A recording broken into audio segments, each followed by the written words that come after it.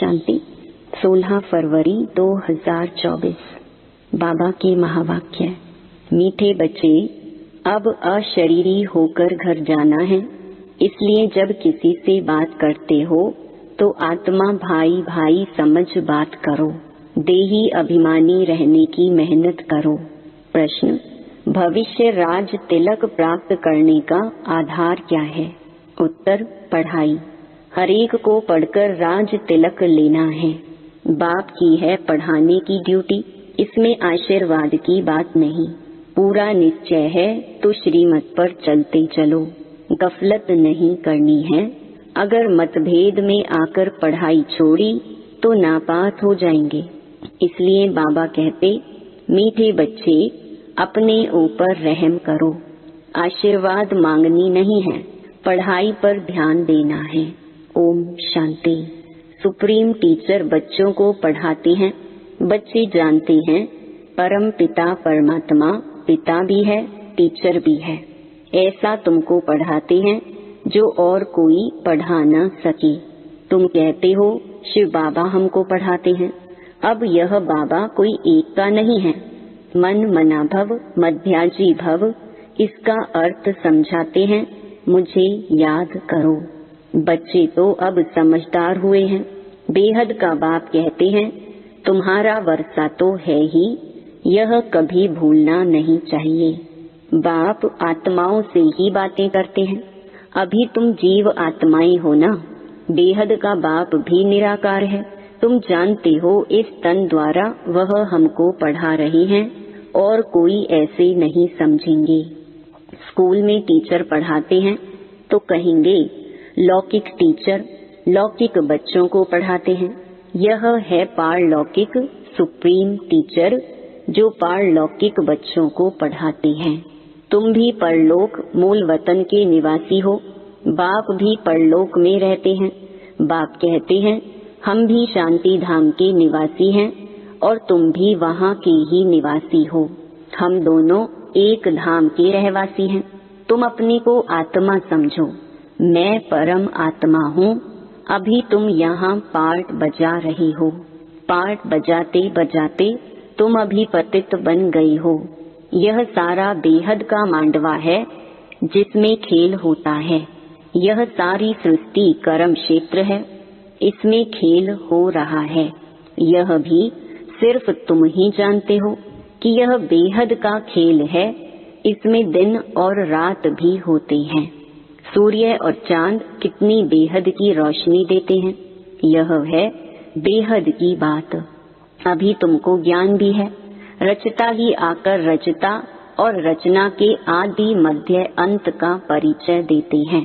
बाप कहते हैं, तुमको रचना के आदि मध्य अंत का राज सुनाने आया हूँ। यह पाठशाला है। पढ़ाने वाला अभोक्ता है। ऐसे कोई नहीं कहेंगे कि हम अभोक्ता हैं। अहमदाबाद में एक साधु ऐसे कहता था, परंतु बाद में ठगी पकड़ी गई। इस समय ठगी भी बहुत निकल पड़ी है। वेशधारी बहुत हैं। इनको तो कोई वेश है नहीं। मनुष्य समझते हैं श्री कृष्ण ने गीता सुनाई तो आजकल कितने श्री कृष्ण बन पड़े हैं। अब इतने श्री कृष्ण तो होते नहीं। यहाँ तो तुमको शिव बाबा आकर पढ़ाते हैं, आत्माओं को सुनाते हैं। तुमको बार बार कहा गया है कि अपने को आत्मा समझ भाई भाई को सुनाओ।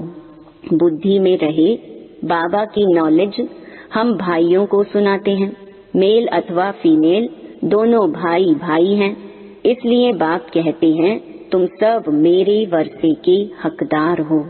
वैसे फीमेल को वर्षा नहीं मिलता है क्योंकि उनको ससुर घर जाना है। यहाँ तो है ही सब आत्माएं। अशरीरी होकर जाना है घर। अभी जो तुमको ज्ञान रतन मिलते हैं, यह अविनाशी रतन बन जाते हैं। आत्मा ही ज्ञान का सागर बनती है ना। आत्मा ही सब कुछ करती है। परंतु मनुष्यों को देह अभिमान होने के कारण देही अभिमानी बनते नहीं हैं। अब तुमको देही अभिमानी बन एक बाप को याद करना है। कुछ तो मेहनत चाहिए ना। लौकिक गुरु को कितना याद करते हैं, मूर्ति रख देते हैं।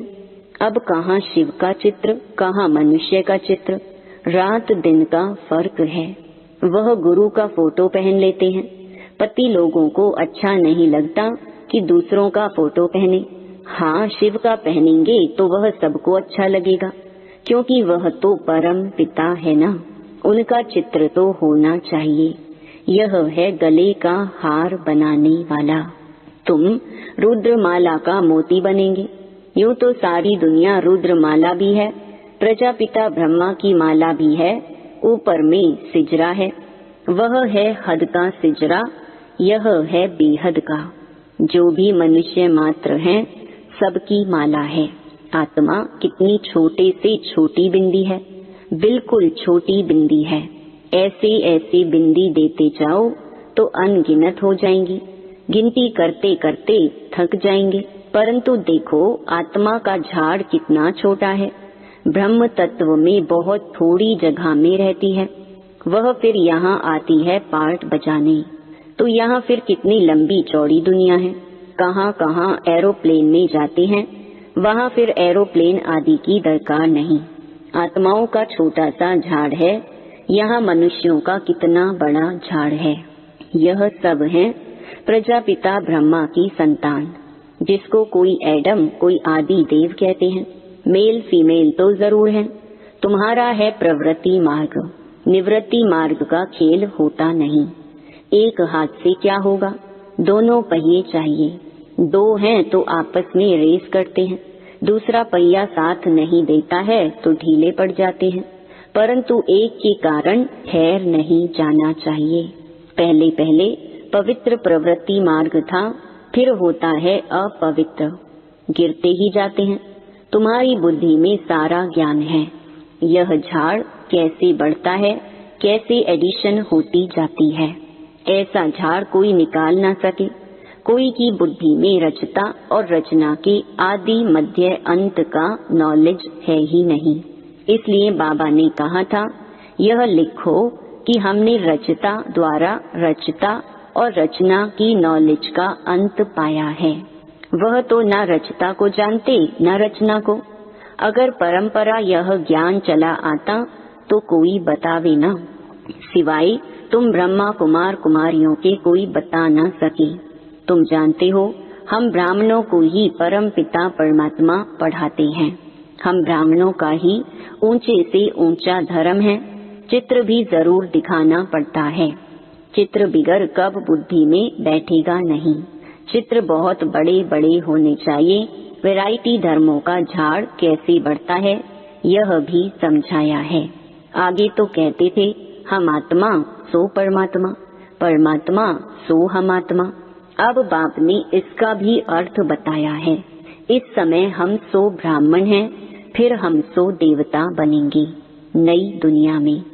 अभी हम पुरुषोत्तम संगम युग पर हैं, अर्थात यह है पुरुषोत्तम बनने का समय। यह सब तुम समझा सकते हो।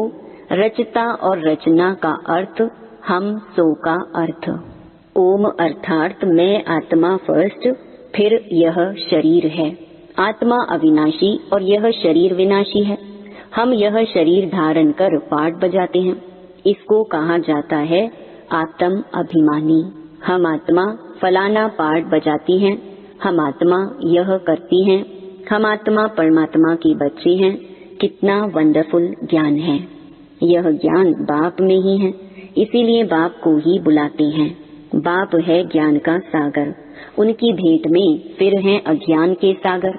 आधा कल्प है ज्ञान, आधा कल्प है अज्ञान। ज्ञान का किसको पता ही नहीं है। ज्ञान कहा जाता है रचता द्वारा रचना को जानना। तो जरूर रचता में ही ज्ञान है ना, इसलिए उनको क्रिएटर कहा जाता है।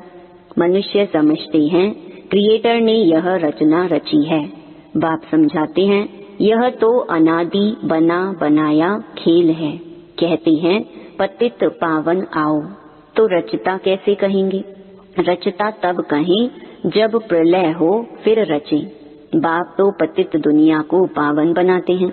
तो यह सारे विश्व का जो झाड़ है, उनके आदि मध्य अंत को तो मीठे मीठे बच्चे ही जानते हैं। जैसे माली हर एक बीज को और झाड़ को जानते हैं ना, बीज को देखने से सारा झाड़ बुद्धि में आ जाता है। तो यह है ह्यूमैनिटी का, मनुष्य सृष्टि का बीज।